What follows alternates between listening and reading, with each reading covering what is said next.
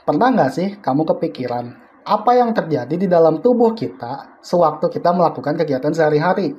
Hal-hal sederhana seperti berjalan kaki, makan, atau bahkan saat kita terkejut. Meskipun terdengar receh, ternyata semua itu dikendalikan oleh sistem saraf kita loh. Penasaran pembahasannya kayak gimana? Hai, namaku Radit dan rekan sekelompokku Askar Halo, yang akan membawakan alur cerita beserta dengan penjelasan penggunaan sistem saraf pusat dan sistem saraf tepinya. Silahkan Askar. suatu pagi yang cerah, seorang anak SMA bernama Kevin sedang berjalan santai ke sekolahnya. Saat sudah sampai tepat di depan gerbang sekolah, dia mendengar suara bel sekolah berbunyi nyaring. SSP, lobus temporalis memproses suaranya, dan SST, saraf cranialis mengirimkan sinyal dari telinga ke otak.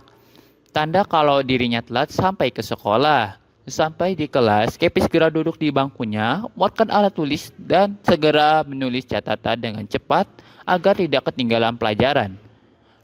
SSP, lobus frontalis, merencanakan gerakan tangan secara sadar. SST, saraf spinalis, secara sadar menyuruh otot tangan bergerak untuk menulis. Waktu berlalu, kini jam istirahat telah tiba. Kevin menuju kantin untuk membeli makan siang. Di perjalanan, Kevin merasakan mual saat mencium bau tidak sedap dari tempat sampah. SSP itu batang otak, medula oblongata, pusat muntah atau mual. SST, saraf otonom, simpatik aktif saat mual, di mana proses pencernaan akan terasa tidak nyaman. Karena sudah merasa tidak nafsu makan, Kevin memutuskan untuk kembali ke kelas dan beristirahat sampai jam istirahat berakhir. Di depan kelas, temannya yang bernama Wawan sembari berteriak, ia melempar gelas berisi kopi panas ke arah Kevin dan satu tangan dia menangkapnya dengan mudah meskipun tangannya terkena cipratan kopi yang masih panas. SSP, lobus parietalis, rasa sentuhan, suhu, dan rasa sakit. SST, somatic spinalis, menyuruh otot tangan bergerak untuk menangkap lemparan gelas.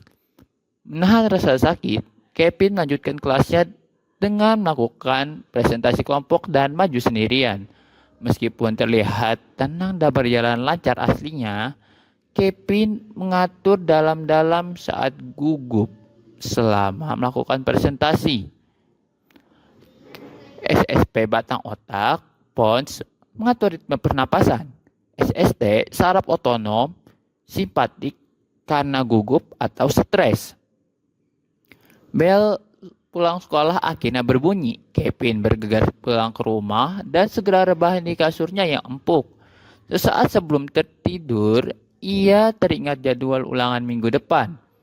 SSP prefrontal cortex, fungsi memori kerja dan perencanaan. SST tidak dominan di sini, tapi bisa dikaitkan ke parasimpatis, aktivitas rebahan santainya. Nah, itu dia tadi cerita singkat si Kevin beserta penjelasannya. Gimana nih? Ternyata hal sederhana bisa menjadi sangat kompleks kan untuk dibahas. Tapi serius nih, bahas beginian tuh seru loh untuk dipahamin. Kalau kalian suka sama video ini, boleh dong kasih jempolnya ya. Kami berdua pamit undur diri. Terima kasih sudah menonton. Dadah.